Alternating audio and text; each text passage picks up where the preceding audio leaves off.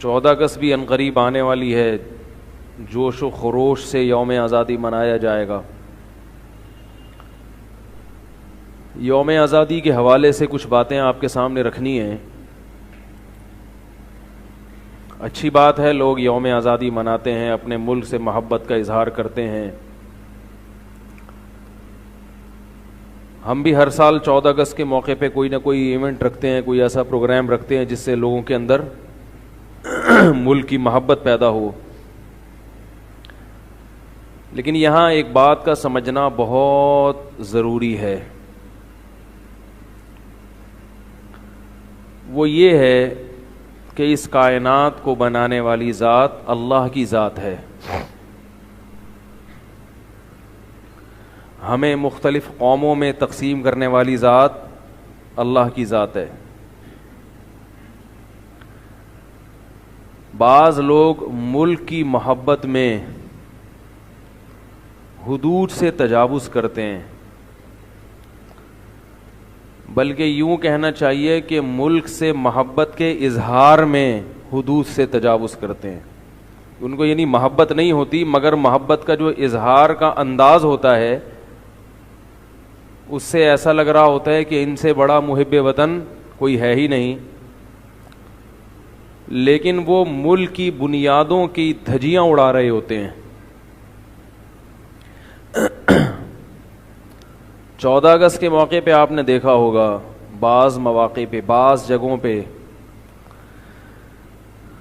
نوجوان لڑکے اور لڑکیاں خوب ہلا گلا کر رہے ہوتے ہیں، ڈانس کر رہے ہوتے ہیں مکس گیدرنگ کے ساتھ۔ ان کو انٹرٹینمنٹ کا ایک موقع مل جاتا ہے۔ تو میں یہ عرض کر رہا تھا کہ 14 اگست پہ بہت سے اچھے کام بھی ہوتے ہیں، لیکن یہ جو ہماری نئی نسل ہے یہ کنٹرول سے باہر ہو جاتی ہے۔ یہ بات خوب اچھی طرح ذہن نشیں کریں کہ ہم سب سے پہلے اللہ کے ہیں جس نے ہمیں بنایا۔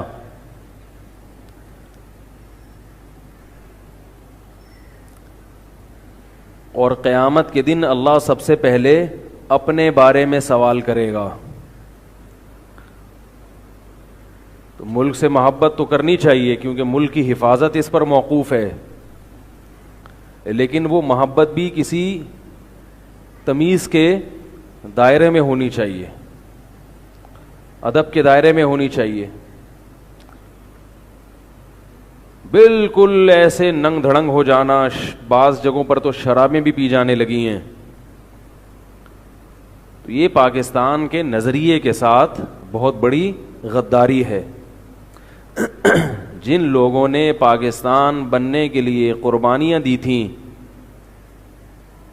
وہ اگر زندہ ہو جائیں اور یہ منظر اپنی آنکھوں سے دیکھنا شروع کریں تو ان کو کس قدر افسوس ہوگا۔ آپ مجھے بتاؤ کہ کیا بھلا کوئی ناچنے کے لیے اور شراب پینے کے لیے بھی قربانی دیتا ہے؟ کتنے لاکھوں لوگ کٹے ہیں جب ہندوستان اور پاکستان ڈیوائیڈ ہوئے ہیں۔ اللہ نے ہمیں ایک ریاست دی جس میں ہم اسلام کی بات تو کر سکتے ہیں، اسلام پر عمل نہ بھی کریں تو آواز تو اٹھا سکتے ہیں کہ ہمارا ملک ہے۔ دنیا کی ہر ریاست ایسی نہیں ہے جس میں آپ اسلام کی آواز اٹھائیں۔ پاکستان وہ ریاست ہے جس میں آپ اسلام کے لیے آواز اٹھا سکتے ہو۔ جو آپ کی آواز کو کچلے گا وہ ظالم کہلائے گا۔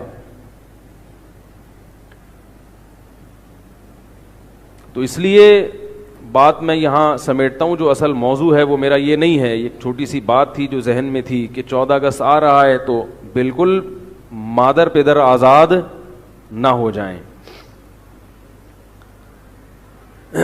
ملک سے یقیناً محبت کرنی چاہیے، اور اس لیے کرنی چاہیے کہ خاص طور پہ ہمیں اپنے ملک سے اس لیے کہ پاکستان جیسا اس وقت اسلامی ملکوں میں اسلام کے دفاع کے لیے، اسلام کے دفاع سے میری مراد ہے مسلمانوں کے دفاع کے لیے، اتنا طاقتور ملک ابھی تک پاکستان کے علاوہ کوئی ہے نہیں۔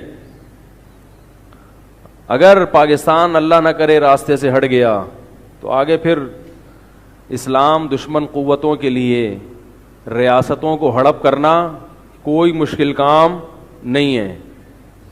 یہ پاکستان ہے جو کباب میں ہڈی بنا ہوا ہے. اور ایک بات خوب اچھی طرح کان کھول کے سمجھ لیں, پہلے سن لیں پھر سمجھ لیں, ٹھیک ہے نا. آپ کہیں گے کان کھول کے سمجھیں گے کہاں, سنیں گے نا. وہ یہ ہے کہ جو بڑی طاقتیں ہوتی ہیں وہ ریاستوں کو ہدف بناتی ہیں, کیونکہ ان کی سوچ بھی بڑی ہوتی ہے. اور جو چھوٹی ذہنیت کے لوگ ہوتے ہیں ان کو ریاستوں سے فکر نہیں ہوتی, وہ 2-2 3-3 4-4 فرد کا سوچ رہے ہوتے ہیں. سمجھ رہے ہیں, یہ کیا ہو رہا ہے, یہ کیا ہو رہا ہے, وہ بگڑ گیا, وہ بگڑ گیا, وہ یہ سوچ رہے ہوتے ہیں. مثلا ہم جب کسی سے بات کرتے ہیں کہ بھائی ملک کو بچانے کی فکر کرو, تو لوگ یہ کہتے ہیں کہ کیا کچھ نہیں ہو رہا ملک میں, شرابیں پی جا رہی ہیں, طوائف خانے چل رہے ہیں. آپ افراد کو دیکھ رہے ہو اور ہم کسے دیکھ رہے ہیں, ریاست کو. کیونکہ ریاست اگر ختم ہو جائے تو پھر یہ طوائف خانے ایک چھوٹا مسئلہ بن جائے گا, ہر گلی محلہ طوائف خانہ بن جائے گا. ابھی اگر کوئی خیر نظر آ رہی ہے نا, خیر, وہ بھی اس لیے کہ ریاست محفوظ ہے. آپ کو شر تو نظر آ رہا ہے ملک کے اندر, جو خیریں ہیں وہ آپ کو نظر نہیں آ رہی. یہ خیریں ختم ہو جائیں گی, برباد ہو جائیں گی. بہت مشکل ہے سمجھانا, کیا کریں. دیکھو جب خلافت عثمانیہ تھی, ایک بہت بڑی ریاست تھی مسلمانوں کے پاس, اس وقت جو شر پسند لوگ تھے ان کو ترکوں کی برائیاں نظر آ رہی تھیں, لیکن ترکوں کی وجہ سے جو اسلام کا نام دنیا میں بلند تھا اس سے وہ نظر انہوں نے ہٹائی ہوئی تھی.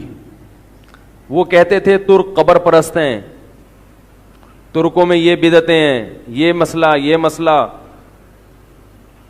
بالآخر ترکی کی خلافت کا گلا گھونٹ دیا. اس کے بعد کیا نتیجہ نکلا, خود ترکی کا کیا حشر ہوا. قبر پرست تھے مگر توحید کے لیے بیان کرنے والے بھی موجود تھے, لیکن پھر جو ترکی کا تباہ ہوا ہے وہ قبر پرستی اور توحید ان کا مسئلہ ہی نہیں رہی. مذہب کو انہوں نے اپنے آئین اور قانون سے نکال کے باہر رکھ دیا. اور پھر دنیا میں جو غیر مسلم قوتیں, جو اسلام دشمن قوتیں اس مسلمانوں پر جو شیر ہو گئیں, ان کے راستے میں رکاوٹ بننے والا کوئی بھی بولو بھائی نہیں رہا. بوسنیا کا مسئلہ کھڑا ہوا ہے خلافت عثمانیہ کے خاتمے کے بعد. جب تک خلافت قائم تھی بوسنیا کی طرف کوئی میلی آنکھ اٹھا کے بولو نا یار نہیں دیکھ سکتا تھا. اسرائیل کا مسئلہ کھڑا ہوا ہے خلافت عثمانیہ کے ختم ہونے کے بعد.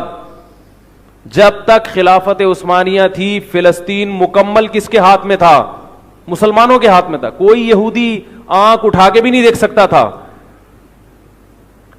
لیکن ترکوں کی برائیاں کر کر کے کہ یہ یوں ہوتے ہیں, یہ بدعتی ہیں, یہ فلانا ہے, یہ ڈمکانا ہے, اور توحید کے نام پہ بغاوت ہوئی, اور نتیجہ کیا نکلا کہ جہاں توحید ہے وہ بھی امریکہ کی طرف سے گریبی میں ملی ہوئی ہے. یعنی مسلمانوں کا جو سب سے بڑا مرکز ہے وہ امریکہ کا سب سے بڑا غلام ہے.